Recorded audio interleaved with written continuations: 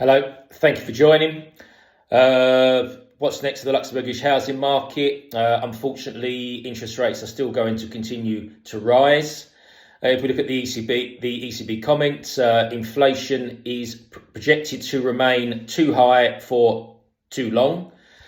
Longer term forecasts, we have inflation going down to 3% average in 2024, but then only to achieve their desired level of 2% in the second quarter of 2025. The markets due to this have priced in rate hikes of 66 basis points for the euros. This obviously won't be one hike of 66 points. It just goes to show that they're not sure where the rate hikes will end. Will it be 50? Will it be 50 basis points, or will it be 75? Again, that's we'll have to look at the data and see what happens. So we look at the US. It looks like they're going to raise for the last time 25 basis points. To me, that seems to make sense. When we look at their banking sector, the problems we actually already had, that would make more sense for a watch and wait scenario on their inflation. So some people have actually projected that the Fed are going to pivot, lower their rates as early as the summer or autumn. Personally, I can't see that for two reasons. The first being core inflation, so taking away fuel and food. For some, this is a better guide. It looks like the central banks are following this more as it gives a better indication of real time inflation.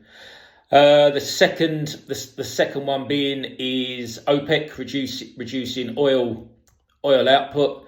This could have the if prices obviously continue to rise, this could have the effect of fueling global inflation, and we know what the ECB will do if this happens.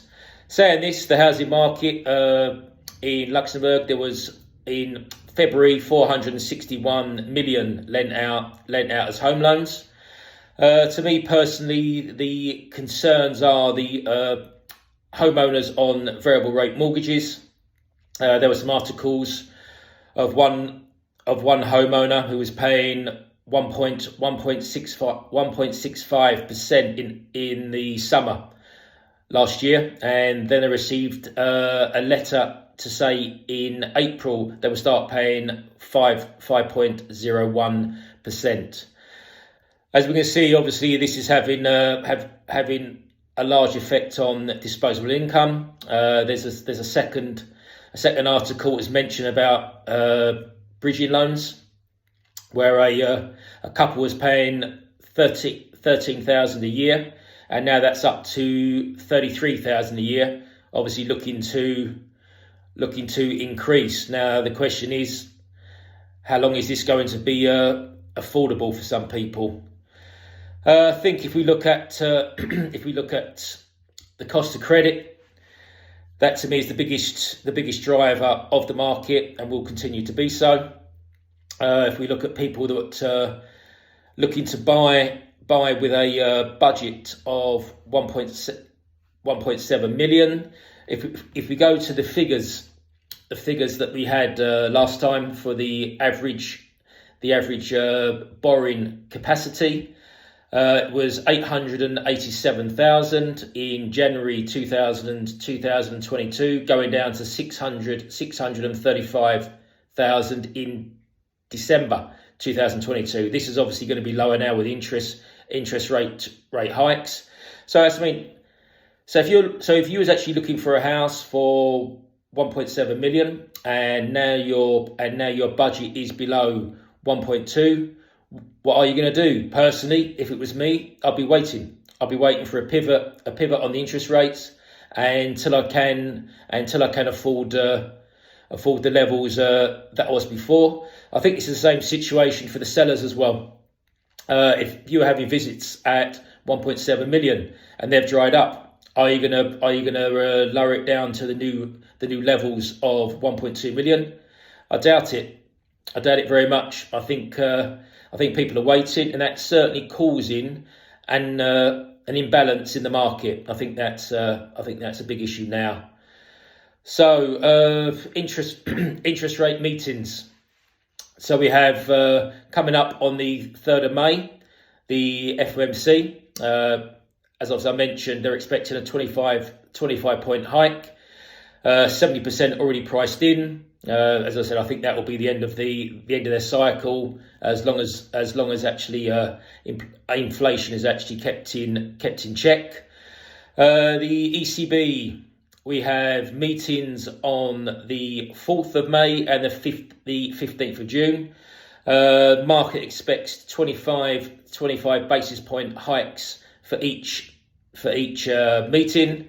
The question is, will the US show concern about their banking system and leave rates actually unchanged? I doubt it. Core inflation has gone higher, and I think that would give the wrong signal to the markets about the banking system there. For the ECB, same actual principle. Will they raise rates by 50 points, just to show that the European banking system's solid? Personally, I doubt it, but we'll have to see. So everything's going to be data dependent. All eyes will actually be on core inflation, I think, from now on, from the central banks, to try and that's something we can use ourselves, where we can see for forward guidance, or where the actual central banks are going to move next. So thank you for listening. If you want to contact me about some content you've heard here, you can contact me direct on 691 458 339. If you like the videos, you can subscribe on YouTube, Denton Elite Luxembourg Real Estate. If you want to connect on LinkedIn, absolutely welcome. And also you can follow me on Facebook, Denton Paul Lilly. Thank you for listening, and I'll see you soon.